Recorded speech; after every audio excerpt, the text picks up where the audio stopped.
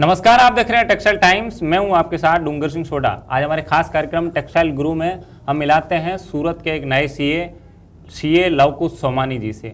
स्वागत है हमारे खास कार्यक्रम में लवकुश। धन्यवाद जी। क्या कहोगे, किस प्रकार का कपड़ा मार्केट में इतने सालों से आप प्रैक्टिस कर रहे हो, क्या संदेश देना चाहोगे, क्या कहोगे, आपका इतने साल का प्रैक्टिस में आपका अनुभव क्या है कपड़ा मार्केट को लेकर? जी देखिए, कपड़ा मार्केट एक बहुत ज़रूरी लाइन है क्योंकि एक एसेंशियल वस्तु है कपड़ा। तो कपड़े लाइन में थोड़ा उतार चढ़ाव ज़रूर आ सकता है, मगर ओवरऑल इसका फ्यूचर बहुत बढ़िया है और बहुत ब्राइट है। तो मैं जितने भी टेक्सटाइल के अंदर व्यापारी हैं उनसे यही निवेदन करूंगा कि आप अपने कपड़े के लाइन में और इनोवेशन लेके आइए, समय के साथ बदलाव करिए और अपने बिजनेस को ग्रो करिए। खास करके हमारा जो कार्यक्रम है टैक्स गुरु, उसको लेकर पब्लिक का भी सवाल रहता है, व्यापारियों के भी कई सवाल रहते हैं। जैसे कि ईयूए बिल का जो है उसके लेकर आप क्या कहोगे, किस प्रकार ईयूए बिल, जैसे सरकार ने नई नई गाइडलाइंस तैयार की, उसके साथ में अब ईयूए बिल जो है वो कपड़ा मार्केट के लिए बहुत ही अहम हो गया है, खास करके टेक्सटाइल के लिए। देखिए, ई वे बिल के बारे में मैं कहूँगा, ई वे बिल एक बहुत ही एसेंशियल डॉक्यूमेंट है जीएसटी के संदर्भ में। ई वे बिल वैसे तो फाइनेंशियली कोई इम्पैक्ट नहीं देता है आपकी बुक्स ऑफ अकाउंट्स के अंदर, मगर ई वे बिल मटेरियल मूवमेंट, आप कोई मटेरियल खरीद रहे हैं या बेच रहे हैं, उस दौरान मूवमेंट के टाइम पे एक बहुत ही ज़रूरी डॉक्यूमेंट है। ई वे बिल बनाने की कुछ गाइडलाइंस है जो सरकार ने जारी करी है। कुछ लोग उन गाइडलाइंस के तहत ई वे बिल बनाते हैं, कुछ नहीं बनाते हैं। तो मैं सबसे पहले तो ये रिक्वेस्ट करूंगा कि जो लोग उस गाइडलाइंस के अंदर फॉल करते हैं उन लोगों को ई वे बिल ज़रूर बनाना चाहिए। दूसरा, जब ई वे बिल आप बना रहे हैं तो उसके अंदर भी आपको ध्यान रखना होगा कि कौन से फील्ड्स आपको भरने हैं, और जो भी फील्ड्स आप भरे उसमें यह ध्यान रखें कि आप उनको सही भरें। अगर आपकी छोटी सी भी गलती है तो आपका व्हीकल बॉर्डर पे या कहीं भी चेक पोस्ट पे अटक जाएगा और आपके ऊपर पेनल्टी के प्रोविजंस आ सकते हैं। मैं एक छोटा सा एग्जांपल बताता हूँ। लोग ई वे बिल बनाते टाइम पे व्हीकल नंबर, जिस व्हीकल से आपका मटेरियल ट्रांसपोर्ट हो रहा है, उसके ऊपर ध्यान नहीं देते। अब ई वे बिल के अंदर जो व्हीकल नंबर आप डाल रहे हैं, वो ई वे बिल, आपका व्हीकल नंबर आपके वाहन पोर्टल से लिंक हो गया है। इसका मतलब अगर आपने कोई भी फेक या कोई भी एरर कर दिया ई वे बिल के अंदर इनवॉइस नंबर डालने में या अपने व्हीकल नंबर डालने में, तो ऐसे केसेस में आपका वो वाहन पोर्टल से जाके ई वे बिल मैच करेगा, और अगर कोई भी प्रॉब्लम है तो जीएसटी वालों को सारी रिपोर्ट मिल जाएगी कि आपने किस में सही व्हीकल नंबर डाला है और किस में गलत व्हीकल नंबर डाला है। जहाँ पे गलत व्हीकल नंबर डाला हुआ है वहाँ पे लोग, जीएसटी वाले, आपके ऊपर इंक्वायरी कर सकते हैं। जी। जैसे इनवॉइसिंग, जैसे बिल व्यापारी को कब बनाना चाहिए?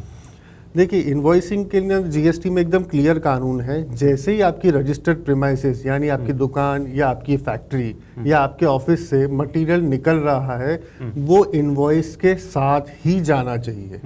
और ऐसे ही केस में मैं एक और चीज़ सजेस्ट करूंगा कि जब भी आप किसी से मटेरियल परचेज कर रहे हैं, वो अगर आपकी दुकान, फैक्ट्री या ऑफिस में आ रहा है, आप ज़रूर ये ध्यान रखें कि उसके साथ में प्रॉपर इनवॉइस आए। बिना इनवॉइस के सिर्फ चलन के ऊपर मटेरियल रिसीव ना करें। क्योंकि जी, इनपुट टैक्स क्रेडिट के लिए और जीएसटीआर 2B के लिए आप क्या कहेंगे? देखिए, इनपुट टैक्स क्रेडिट एक बहुत महत्वपूर्ण भूमिका निभाता है जीएसटी में, क्योंकि आप जब भी कोई मटेरियल परचेज कर रहे हैं तो उसके ऊपर जो जीएसटी लगा हुआ है वो आपको इनपुट टैक्स क्रेडिट के रूप में बाद मिलता है, जिसका आपको क्रेडिट मिलता है। तो जो भी आप मटेरियल बेच रहे हैं उसके ऊपर जो जीएसटी लग रहा है और जो खरीद रहे हैं उसके ऊपर जो आप जीएसटी दे रहे हैं, आपको सरकार को दोनों का डिफरेंस ही पे करना है। अब इनपुट टैक्स क्रेडिट के बारे में मैं एक ही चीज कहूंगा जो सबसे जरूरी है, कि आपको इनपुट टैक्स क्रेडिट उसी चीज का लेना चाहिए जो आपके बिजनेस से रिलेटेड खरीदी हो, whether it is a goods और इट इज सर्विस। अगर बिजनेस से रिलेटेड ना हो, कोई पर्सनल एक्सपेंस हो जिसके ऊपर जीएसटी लग रहा हो, आप उसका इनपुट टैक्स क्रेडिट लेने की कोशिश ना करें। जी। साथ में जैसे कि फाइलिंग का हर बार रहता है कि जीएसटी फाइलिंग की बात हो या इनकम टैक्स फाइलिंग की, हमेशा क्या रहता है, लास्ट एंडिंग टाइम आता है, व्यापारी उस टाइम ही फाइलिंग कराने की दौड़ में रहते हैं। तो उसके लिए आप क्या कहेंगे? मैं सभी व्यापारियों को एक ही सजेशन दूंगा कि अपने अकाउंट्स इतने अपडेटेड रखिए डे टू डे बेसिस पे कि आपके जीएसटी रिटर्न महीना खत्म होते ही रेडी हो फाइलिंग के लिए। और समय से फाइलिंग करवाना बहुत ज़रूरी है। उसके पीछे कुछ कारण ये है कि आखिरी तारीखों पे जीएसटी का जो पोर्टल है वो ब्लॉक हो जाता है, वो स्लो हो जाता है। और अगर आप टाइम से फाइलिंग नहीं कर पाएंगे तो आपके ऊपर लेट फीस की एक एडिशनल पेनल्टी आ जाएगी, जिसको हम कहेंगे लेट फाइलिंग फीस। उससे बचने के लिए आप समय से फाइलिंग करिए। इसके अलावा आप ये भी ध्यान रखें कि आपको कौन से रिटर्न्स चूज करने हैं फाइलिंग के दौरान। इसमें 2 ऑप्शन आपके पास रहते हैं, एक मंथली रिटर्न और एक क्वार्टरली रिटर्न।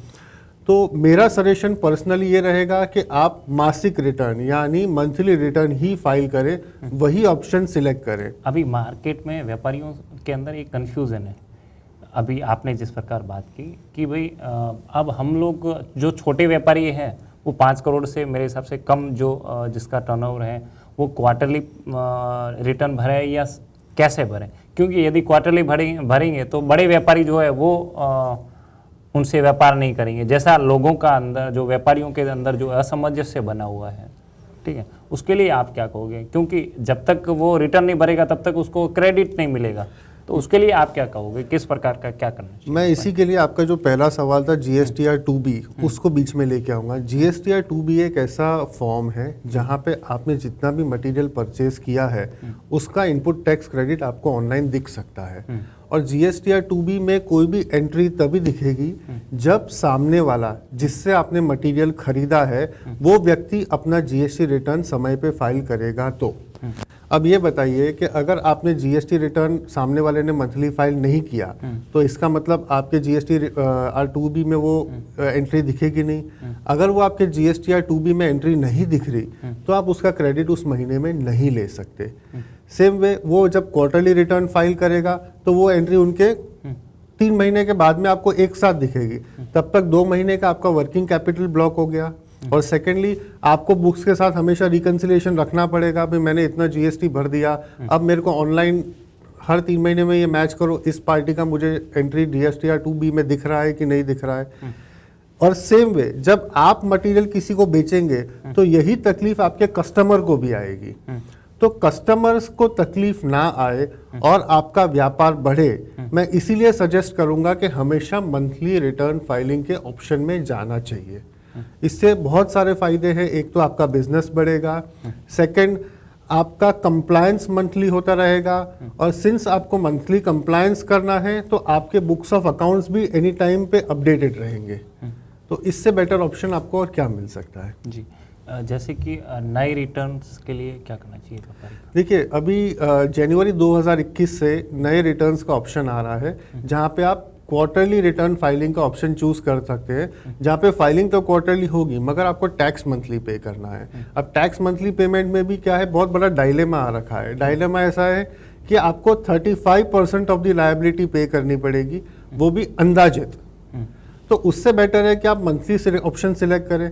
ये जो नए रिटर्न्स का ऑप्शन है नए टाइप की फाइलिंग का, वो भी ऑप्शनल है, मतलब आप चाहें तो मंथली फाइल कर सकते हैं, आप चाहे तो नए सिस्टम में जाके quarterly 3B and quarterly 1 file कर सकते हैं। बट वापस मैं वही सजेस्ट करूंगा, मंथली फाइलिंग करिए, अपना बिजनेस बढ़ाइए, अपने अकाउंट्स ऑनलाइन रखिए और चीज़ों को सिस्टमेटिक रखिए।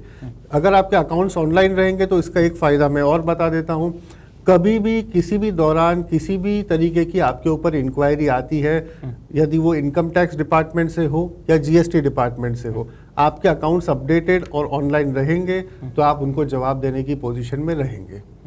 अब ज़माना जो है कोरोना के बाद में डिजिटलाइज बहुत ही ज़्यादा हो गया, ठीक है, तो क्या कहोगे, क्या व्यापारियों को हिदायत दोगे, खास करके टैक्स गुरु होने के नाते? आज हमारे कार्यक्रम के खास टैक्स गुरु आ जाओ।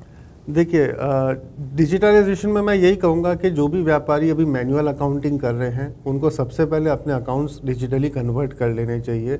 अकाउंटिंग सॉफ्टवेयर्स यूज़ करिए, मार्केट में बहुत सारे अकाउंटिंग सॉफ्टवेयर्स हैं जो इजी टू यूज़ हैं। आपको भले हो सकता है अकाउंटेंट की ज़रूरत हो या अकाउंटेंट की ज़रूरत ना हो, आप खुद भी फाइलिंग कर सकते हैं अगर आपको बेसिक अकाउंटिंग नॉलेज है तो ऐसे केस में आप डिजिटली अपने अकाउंट्स मेंटेन करिए और उनको सालों साल तक आप रिटेन कर सकते हैं। आपको बड़े बड़े चौपड़े रखने की ज़रूरत नहीं है, सिर्फ एक छोटा सा बैकअप लिया पेन ड्राइव में या ईमेल में और उसको आपने रख लिया, क्योंकि नियम के अनुसार भी आपको 8 से 10 साल के अकाउंट्स मेंटेन करके रखने पड़ते हैं, तो वो डिजिटली ही पॉसिबल है। इससे आपको बैकअप अगर रहेगा ड्राइव्स के ऊपर तो फ्यूचर में भी उन अकाउंट्स को रिटेन करने में कोई दिक्कत नहीं होगी। दूसरी चीज़, आपको कभी भी कोई इन्फॉर्मेशन, किसी भी तरीके की रिपोर्ट्स आपको चाहिए अपने बिजनेस के लिए, टैक्सेशन पॉइंट ऑफ व्यू से, या कभी किसी सरकारी अथॉरिटी ने आपसे मांग लिया, तो ऐसे केस में भी आपको डिजिटल अकाउंट्स की बहुत मदद मिलेगी, क्योंकि वो आपको आपके तरीके से रिपोर्ट्स निकाल के दे सकते हैं। क्या संदेश देना चाहोगे हमारे टीवी चैनल के माध्यम से एक टैक्स के रिलेटेड? क्या मैं एक ही संदेश देना चाहूँगा कि आप अपने बिजनेस को जितना हो सके ऑन रिकॉर्ड रखिए, और जितना हो सके अपने बिजनेस को ग्रो करिए लॉ के दायरे में। छोटा मोटा टैक्स प्लानिंग जिसको कहते हैं वो आप ज़रूर कर सकते हैं, मगर मैं एक ज़रूर सजेशन दूंगा, don't go for tax evasion. चलो, बहुत बहुत धन्यवाद। तो ये थे आज के हमारे टैक्स गुरु, जिन्होंने साफ तौर पे टेक्सटाइल के आ रही समस्याओं के ऊपर खुलकर चर्चा की। फिर से हम लोग एक नई शख्सियत के साथ में, एक नए टैक्स गुरु के साथ में फिर से मिलेंगे, नए से वापस से हाजिर होंगे। तो आज की इस रिपोर्ट में इतना ही। आप देखते रहिए टेक्सटाइल टाइम्स। नमस्कार।